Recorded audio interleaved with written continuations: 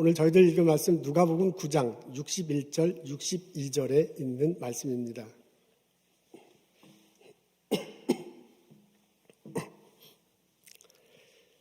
누가복음 9장 61절, 62절입니다. 제가 읽겠습니다. 또 다른 사람이 이르되 주여 내가 주를 따르겠나이다마는 나로 먼저 내 가족을 작별하게 허락하소서. 예수께서 이르시되 손에 쟁기를 잡고 뒤를 돌아보는 자는 하나님의 나라에 합당하지 아니하리라 하시니라. 아멘. 예수님 일행이 예루살렘으로 올라가는 중입니다. 한 분이 다가오네요. 예수님 앞에 결단하면서 말합니다. 주님, 내가 주님을 따르겠습니다. 그러면서요, 바로 그 예수님에게 익스큐즈를 요청합니다. 지금 주님 따르기 전에 가서 부모님과 가족들에게 작별 인사하고 예수님을 따르도록 하겠습니다. 이거 참 반가운 소식이에요. 예수님을 따르겠다는 제자가 한 명 더 생겼으니 참 좋은 소식입니다. 그분이 말씀하시는 것이 적절해 보입니다. 예수님 따르기 시작하면 이제 같이 다니라고 가족들 볼 기회가 많지 않을 거예요. 그러기 전에 작별 인사를 한다는 것은 적절해 보입니다. 그래서 그런 말 들을 때 예수님께서 오케이 하고 말씀하셨을 듯한데 예수님의 반응은 의외입니다. 62절에 예수님의 반응이 나왔어요. 앞에 있는데 우리 다 같이 읽도록 하겠습니다. 시작. 다 같이 보이나요? 안 보이나요? 보이죠? 다 같이 시작. 손에 쟁기를 잡고 뒤를 돌아보는 자는 하나님 나라에 합당하지 아니라. 예수님이 그분의 요청을 듣고서 약간 비유로 말씀하셨는데 송인의 쟁이를 잡고 뒤를 돌아보는 자다라고 그 사람을 이렇게 빗대어서 말을 하네요. 그러면서 합당하지 않다라고 말을 합니다. 합당하지 않다, 영어로 보니까 fit로 나와요. 이게 맞다, 적절한 이런 뜻인데 적절하지 않대요. 합당하지 않다라고 그분에게 말을 합니다. 어떻게 생각하면 넌지시 거부한 듯한 이런 인상이 듭니다. 그러고 난 다음에 이 이야기는 끝이 나요. 이 에피소드를 다루는 게 2절밖에 되지 않지만은 2절이더라도 처음, 중간, 끝 이게 결말이 다 나와 있으면 좋은데 어떻게 생각하면 첫 부분만 나와 있고 중간은 어떻게 되는지 결론은 어떻게 되어 있는지 나와 있지 않습니다. 그래서 이 본문을 읽으면 궁금합니다. 그 다음에 어떻게 됐을까라는 질문을 스스로 던지게 됩니다.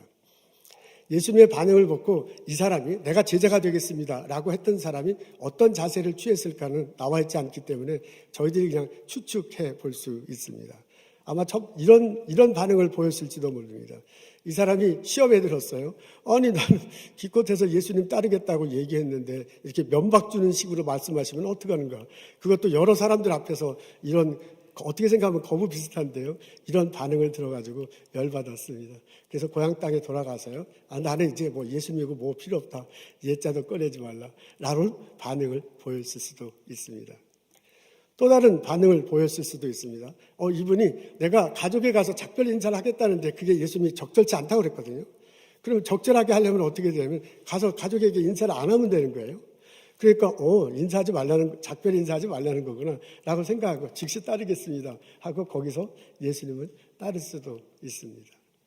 세 번째는 이렇게 반응을 보였을 수도 있어요. 적절치 않다라고 하면서 들은 예화를 보면 손에 쟁기를 잡고 뒤를 돌아보고 있는데 그 사람이 쟁기를 잡고 뒤를 돌아보긴 하는데 여전히 쟁기를 잡고 일을 한단 말이에요. 그래서 예수님이 말씀하시는 게 그냥 고향 땅에 가서 일하면서 가족들과 지내고 제자로 살라라는 뜻인가? 라고 생각하고요. 이분이 실제로는 고향 땅에 가서 계속 일을 하면서 가족들과 함께 지냈을 수도 있습니다. 이분이 어떤 반응을 보였는지는 모릅니다.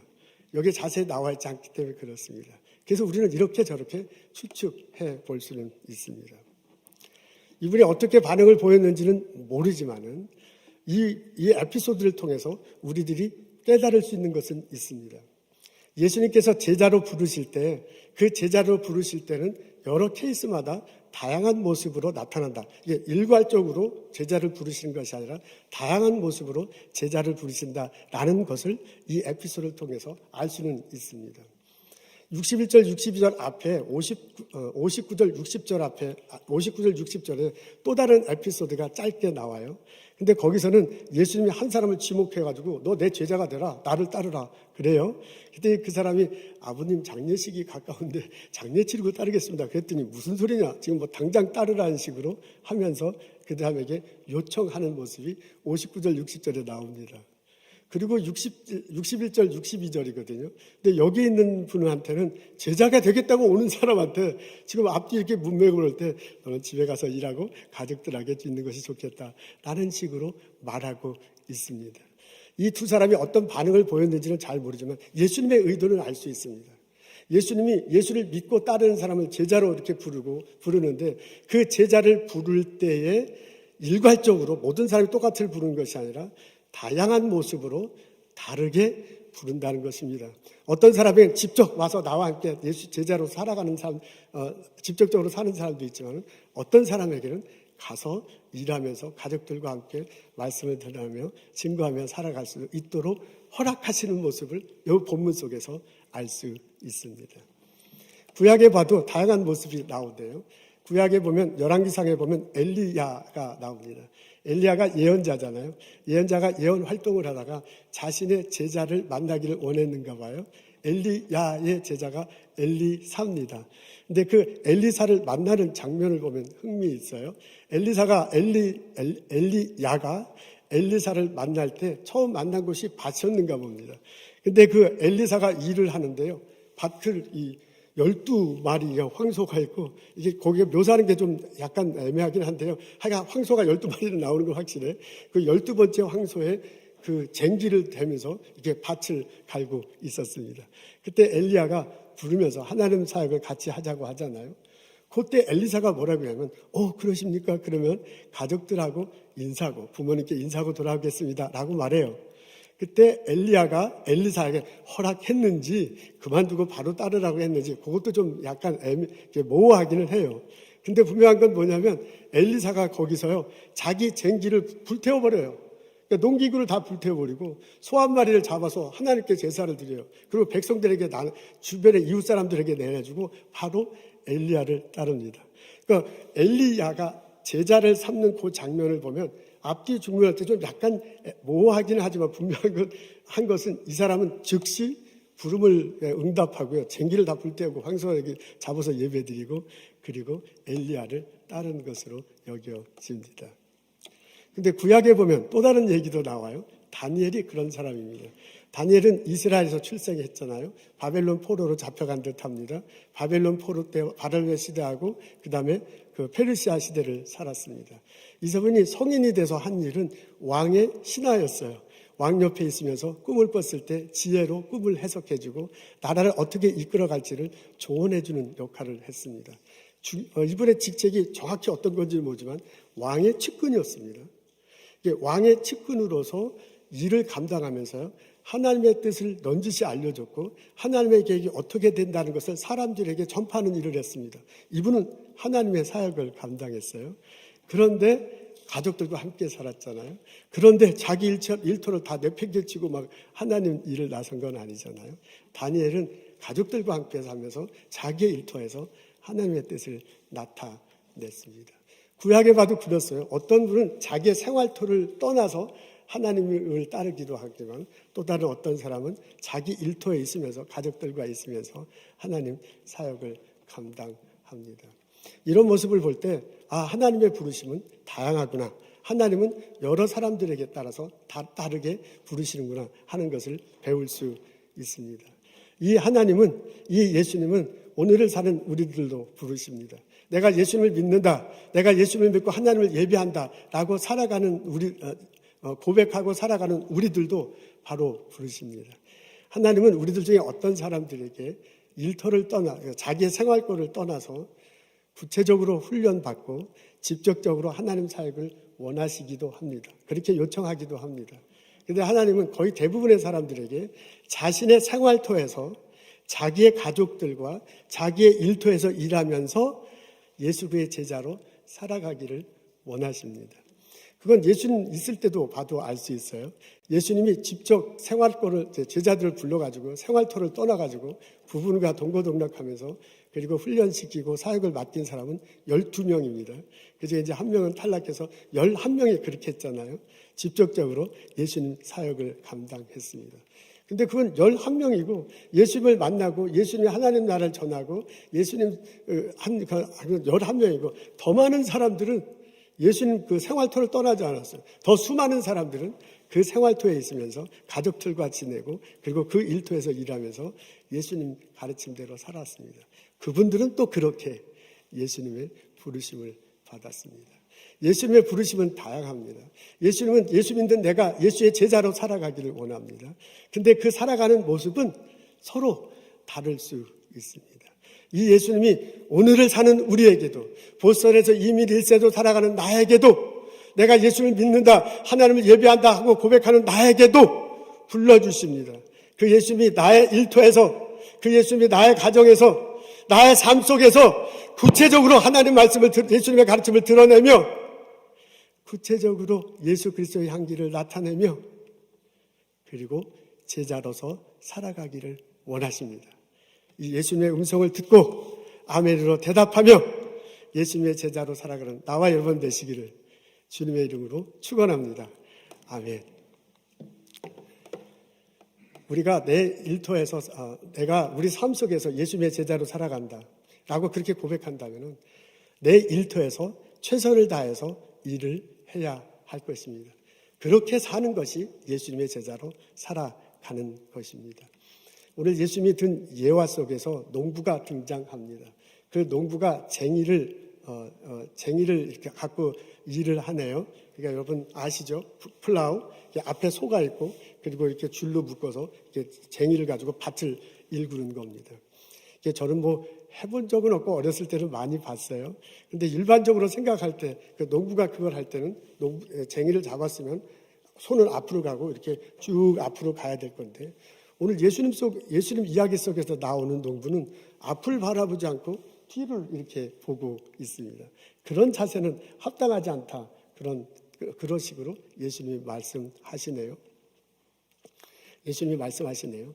이게 앞을 바라봐야 이게 밭을 읽을 때 똑바로 읽을 듯합니다. 그것을 하는 이유는 그 잡초를 제거하기 위해서기도 하대요. 혹은 땅을 이렇게 막 섞어서 이렇게 골고루 토양이 있게 하기도 하고요. 그 다음에 한쪽으로 모아서 씨앗을 잘 심기 위해서도 그런 일을 한다고 합니다. 어떤 일을 하든 간에 소가 앞을 나갈 때 그 앞을 바라보면서 이렇게 똑바로 해 나가야 그 일을 잘 감당할 수 있을 듯 합니다. 근데 이분은 앞을 보지 않고 뒤를 봤어요. 그렇다면 그 일의 결과가 어떻게 되는지는 쉽게 추측할 수 있습니다. 이게 똑바로 되지 않고 이렇게 삐뚤삐뚤하게 이렇게 됐을 거예요. 그다음에 이게 땅이 골고루 파여야 될 텐데 골고루 파이지 않고 어떤 때는 높게 파이고 어떤 때는 낮게 파였을 거예요. 그래서 거기다 씨앗을 뿌리면 너무 깊은데 너무 많이 있으면 씨앗이 깊이 들어가고 있기 때문에 잘 안 자랄지도 모르고 그다음에 너무 얕으면 씨앗이 겉에 있어서 죽을지도 몰라요. 그래서 아마 그 일의 결실은 좋지 않았을 듯합니다. 이분이 왜 뒤를 돌아보면서 그 쟁이질을 했는지를 잘 모릅니다. 근데 우리는 그냥 설교적 상상력을 가지고 이렇게 저렇게 생각해 볼 수 있습니다. 이 사람은 주의력이 산만한 분인 수도 있어요. 어떤 일을 할 때 무슨 일을 할 때든지 이렇게 막 집중해서 일하지 못하고 막 산만하게 왔다 갔다 하는 사람 그런 분들 있잖아요. 그런 분일 수도 있습니다. 아마 이분은 자기가 하는 일에 대해서 기술적으로 모를 수도 있어요. 소를 어떻게 다뤄야 되는지, 이 쟁이질을 어떻게 해야 되는지, 자기가 맡은 일에 기술이 필요한데 그거를 잘 모르는 사람일 수도 있습니다. 이분은 과거의 일에, 뒤에 있는 일에 상당히 관심 있는 수도 있습니다. 내가 이 일을 하기 전에 옛날엔 저 일을 했는데, 옛날에 그때가 좋았는데, 옛날에 그 사람들이 훨씬 좋았는데 내가 지금 여기서 이 모양 이 꼴이 뭐냐 라는 생각을 가지고 일을 할 수도 있습니다. 옛날 것은 다 지난 거고 지금에 집중하고 미래를 봐야 하는데 이 사람은 자꾸 옛날 것을 생각할 수도 있습니다.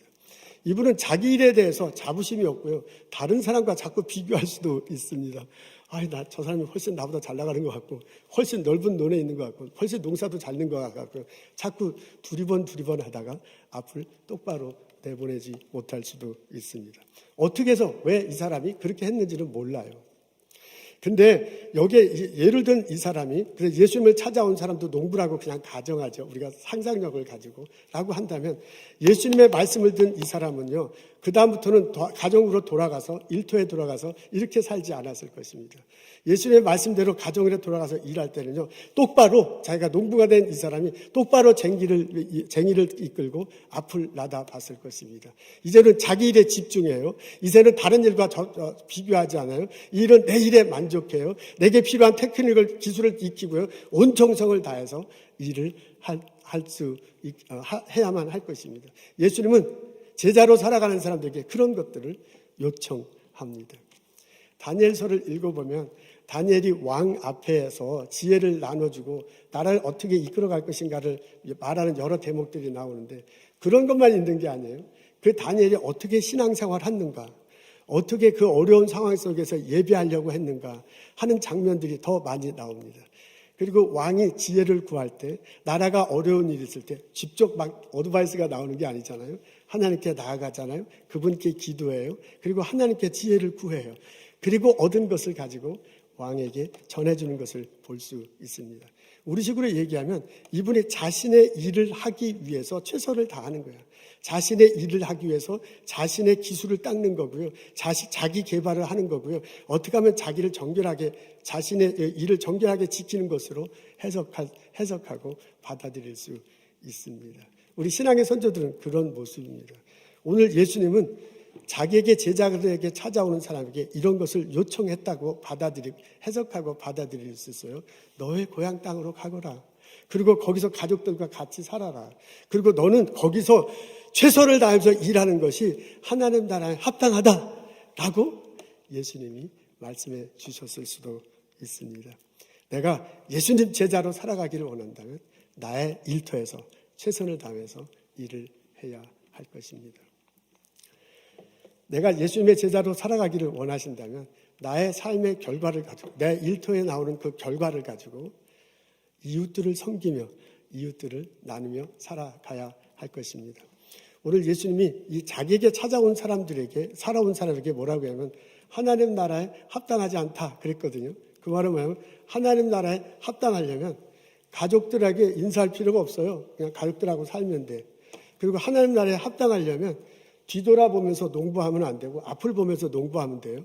그러니까 이 사람은 농부로서 자기 일터를 떠날 필요가 없어. 그 일터에서 일을 하는 거야.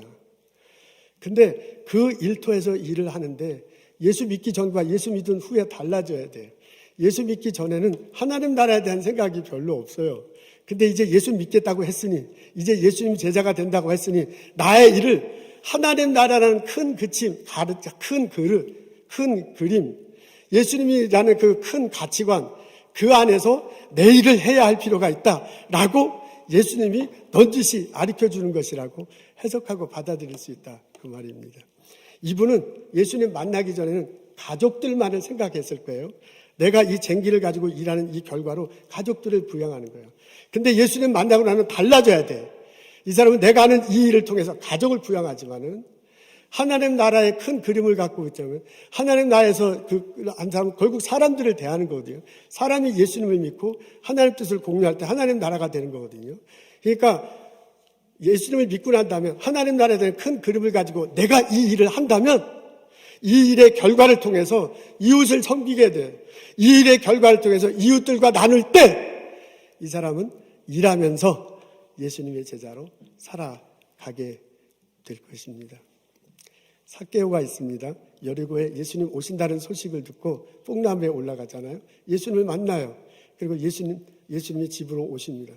그 집으로 들어와서 예수님을 모셔드리고 난 다음에 삭개오가 번했어. 자기 재산의 반을 나눠주겠다고 이웃들에게. 그리고 만일 토색한 것 있으면 4배나 갖겠다고 합니다. 그리고 이야기는 끝나요. 근데 우리는 추측할 수가 있습니다. 이 사람은 계속 일을 했을 거예요. 자기 일을. 근데 일을 하는데 예전하고는 달라. 예전에는 자기만 생각해. 자기 가족만 생각해. 그래서 막 4배씩 막 걷어들이는 거야. 근데 예수 믿고 난 다음에 달라졌어요. 예전에 그랬던 거 이렇게 다 갚아주고요. 그리고 이제 정직하게 일을 했을 것입니다. 오히려 그런 세금 걷는 일을 통해서 이웃을 섬기는 일을 했을지도 모릅니다. 삭개오는 자기 가족들하고 삭개오는 자기 일터 속에서 그리스도의 가르침으로 살아가고 있습니다. 이런 예수님의 가르침이 오늘날에도 우리들 가슴 속에도 들리기를 원합니다. 오늘 저희들은 누가복음 9장에 있는 말씀 읽었어요. 61절과 62절 짧은 구절을 읽는데 그 구절을 읽으면서 예수님의 의도를 생각할 수 있습니다. 예수님의 의도를 파악할 수 있습니다. 예수님은 우리들의 삶 속에서 제자로 살아가기를 원하십니다. 예수님은 나의 가족과 함께 나의 일터에 서서 하나님의 나라는 큰 그림을 가지고 일하면서 살아가기를 원하고 계십니다. 내게 은사가 있습니다. 그것은 하나님께서 허락하신 것입니다. 내 직장이 있습니다. 그것은 하나님께서 주신 것입니다. 예수님은 나의 일터에서요, 예수님의 말씀대로 일하기를 하나님 나라는 큰 그림을 가지고 일하시길 원하세요. 나의 일터에서 일할 때, 이것을 통해서 사람들을 섬긴다, 사람들과 나눈다, 라는 마음을 가지고 일하기를 원하십니다. 그리고 그 결과를 가지고 가족들을 부여하고 그 결과를 가지고 이 세상을 밝게 하고 이 세상이 하나님 나라에 가까워지도록 사용되기를 원하십니다. 이런 깨달음이, 이런 실천이 우리들 모두에게 있기를 주님의 이름으로 소원합니다. 예수님은 나를 부르셨습니다. 나의 삶의 자리에서 예수님 말씀대로 살아갈 때, 나의 삶의 자리에서 예수님을 꿈꾸며 살아갈 때, 그때 하나님 나라는 우리에게 가까워질 것입니다. 이런 소망을 가지고 제자로서 일터에서 열심히 살아가는 나와 여러분 되시기를 주님의 이름으로 축원합니다. 아멘. 제가 오래전에 읽은 책이 생각났습니다. 그 청년 바보 의사라는 책입니다. 10년 전에 한번 제가 읽고 여러분에게 소개한 적이 있는데요. 이 책을 다시 한번 들춰보게 됐습니다. 이 책은 안수현이라는 사람에 관한 책입니다. 이분이 그 대학교 다니고요. 그리고 의사가 되고 이제 짧게 의사 생활을 하는 때 보여준 모습을 이 책에 담겨져 있네요. 이분이 고려대학교 의과대학 91학번이래요. 내과 전문이고 나중엔 군의관이 됐었는데 군의관 때는 국방부 장관 주치의였다고 적혀져 있습니다. 대학교를 다니는데 대학교 생활도 하지만은 더 많은 생활을 교회에서 했는가 봅니다. 영락교회를 다녔는데 이제 대학교 다니면서 가장 행복한 게 교회 가서 성경 공부하는 거고 그리고 찬양하는 것이 참 행복했다고 그래요. 이제 교회 가지 않을 때는 의과대학 내에서 선후배들과 함께 성경 공부를 하거나 혹은 후배들 중에 어려운 일이 있다고 하면은 가서 도와주는 게 큰 즐거움이었답니다. 근데 이제 대학교를 다니는데 교회를 막 너무 많이 오니까 아버지가 영락교회 장로님이셨는데 어느 날은 막 화를 내면서 너 교회 좀 그만하라. 공부를 안 하고 이렇게 맨날 교회 와갖고는 너 학교 졸업을 못한다 하고 이렇게 막 화를 내고 그랬다고 그래요. 근데 그건 아버지는 아버지고 나는 제일 하고 싶은 게 교회 가서 성경 공부하고 찬양하는 거다 하면서 그런 시절로 대학 시절을 보냈다고 합니다. 했다고 합니다. 그러니까 삶의 자세가 그런 거예요. 그래서 이제 의사가 돼서 이제 인턴 레지던트 생활을 하는데 환자를 돌볼 때 이제 막 지극정성으로 돌보지요. 그뿐만 아니라 병원에서 일하는 모든 사람들에게 그리스도의 사랑으로 대하는 거예요. 간호사는 말할 것도 없고 그 여러 분야에서 일하시는 마취과도 많은 사람들이 있잖아요. 약국에서 일하는 사람도 있고요. 청소하시는 분, 아줌마들, 식당에서 일하시는 분들, 그분들에게 아주 친절하게 대하고요. 어떻게 하면 예수를 전할까 하고요. 어려운 일이 있다 그러면 도와주는 일을 하곤 했다고 합니다. 이분의 일화 중에 이제 그런 일화들이 여기에 쓰여져 있는데요. 이분의 일화 중에 이런 것도 쓰여져 있습니다. 지난달 구로병원에서 일반 외래 진료를 볼 때였다. 한 할아버지가 진료실 안으로 들어오셨다. 옷차림으로 물어보아 형편이 그다지 넉넉해 보이지는 않았다. 이야기를 나누어 보니 노작성 호흡곤란을 호소하고 있었다. 이게 뭔지는 모르지만 하여간 호흡하기가 힘든 건가 보네요. 혈액 검사와 심전도, 흉부 엑슨 검사 등 기본적인 검사를 하라고 차트에 적으면서 제안을 했다. 그리고 다음 주에 결과를 나오면 다시 만나자고 말했다. 그랬더니 할아버지가 당혹해하면서 얼굴이 어두워졌다. 검사는 고사하고 다음 달에 병원에도 올 수 없다고 한다. 사정을 들어보니 할아버지는 조선족 교포였어요. 일을 하는데 월급이 2달째 밀려 있습니다. 의료보험카드도 없는 거야. 근데 이제 아프니까 겨우 3만 원을 가지고 의사를 만나러 왔어요. 그래서 이거 어떻게 해야 되느냐 이제 잠시 고민합니다. 돈이 없으니까 검사 못하니까 그냥 가십시오 라고 할까, 아니면 3만 원에 해당하는 약을 적절히 그냥 치워드릴까, 이렇게 해드릴까 라고 그렇게 고민하다. 그러다가 바로 두말할 필요도 없었다. 신용카드를 꺼내 들었다. 비보험이라 다소 비싼 3만 5천의 비용을 부담하고, 이제 의사가 신용카드로 같이 내버린 거예요. 이게 10년 전이니까 3만 5천 불이 5천 불이란다. 3만 5천 원. 예, 죄송해요. 지금보다 훨씬 더 액수가 높은 거겠죠. 할아버지의 심전도와 흉부 X선 사진을 찍게 해드렸다. 그날 진료는 우여곡절 끝에 결국 순환기 내과 전임의 선생님의 도움으로 20만 원 정도 드는 심초음파까지 무료로 보게 되었다. 다행히 큰 이상은 없어 주말에 여는 무료 진료소의 위치를 알려드리고 필요한 약을 받아들이도록 연결해 드리는 선에서 마무리되었다라고 자기 일기장에 썼다는 내용입니다. 이런 식으로 환자를 대합니다. 한 번은 이런 일이 있었다고 또 다른 에피소드로 나오네요. 2000년대에 의사들이 총파업하는 때가 있었습니다. 그때 저도 뭐 뉴스를 봐서 기억나는데, 이제 총파업을 하니까 인턴과 레지던트는 전혀 일을 하지 않는 거예요. 그러니까 이제 교수급 요원들은 할 수 없이 이제 남아서 일을 하는 그런 때가 됐습니다. 근데 이분이 레지던트 2년 차였대요. 그럼 이제 다른 동료들이 다 이제 파업을 하니까 자기도 이제 파업에 참석해야 되거든요. 파업에 참석 안 하면 다른 사람들한테 미움을 당하는 거야. 한국식으로 이제 왕따를 당하는 거예요. 근데 이 사람이 파업에 참석하지 않습니다. 그리고 그 병원에서 일을 해요. 근데 인턴과 레지던트들이 전부 일을 안 하고 파업을 하니까 남아있는 사람이 막 더 힘이 드는 거야. 이제 교수님들은 좀 이제 연세가 있으시죠. 레지던트들은 막 더 죽어나가지고 잠도 제대로 못 자고 먹지도 못하고 그랬다고 합니다. 근데 그 시절에 자기 웹사이트에 이렇게 적어놨어요. 의사란 환자 곁에 있을 때 의미가 있다. 또 그렇게 하는 것이 하나님께서 내게 원하시는 바라고 확신하기에 저는 병원에 남기로 했습니다. 저를 위해 기도해 주십시오 라고 남겼다고 합니다. 나중에 파업이 끝나고 난 다음에 동료 의사들이 쟤는 그럴 줄 알았다. 쟤는 충분히 그럴 사람이다 하고 이제 왕따시키는 게 아니라 오히려 존경했다는 그런 이야기도 나옵니다. 한 번은 이런 일도 이 안수현 씨를 보면서 그 동료 그 선배 의사가 써놓은 글도 나옵니다. 내용은 이렇습니다. 그 청년은 학과 성적이 그렇게 뛰어난 의대생은 아니었습니다. 본과 4학년 때는 유급을 한 번 당할 정도였습니다. 그러나 인턴이 되어 본격적으로 환자를 돌보던 그에게는 빛이 났다고 그의 선배는 말했습니다.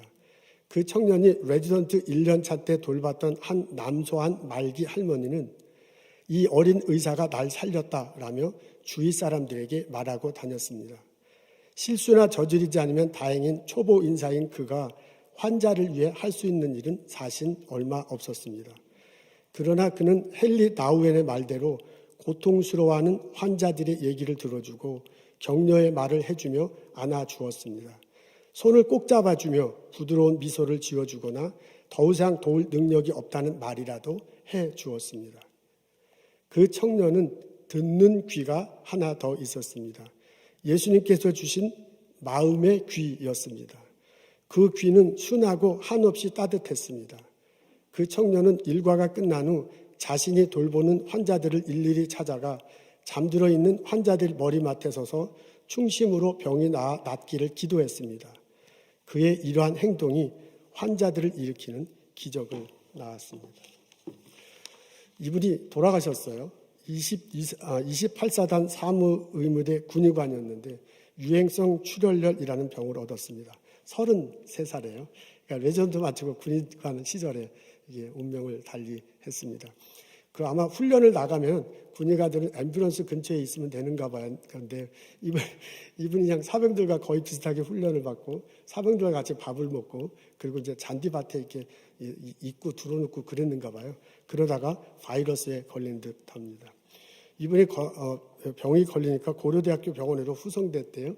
그리고 이제 고려대 병원이 발칵 뒤집혔습니다.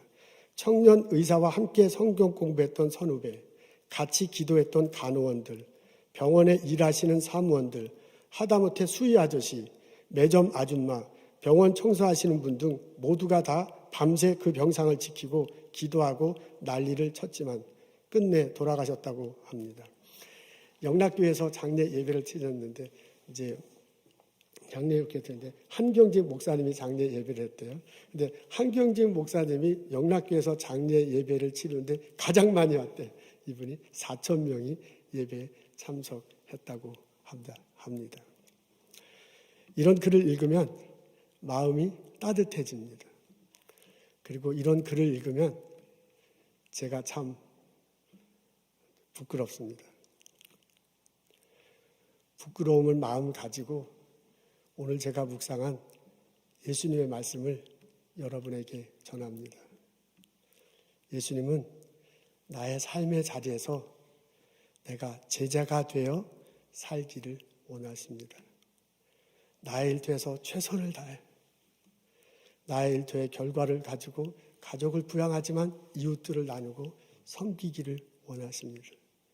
그래서 나의 일 속에서 바로 내가 그 일하는 그 자리에서 하나님 나라가 전해지기를 만들어지기를 원하십니다.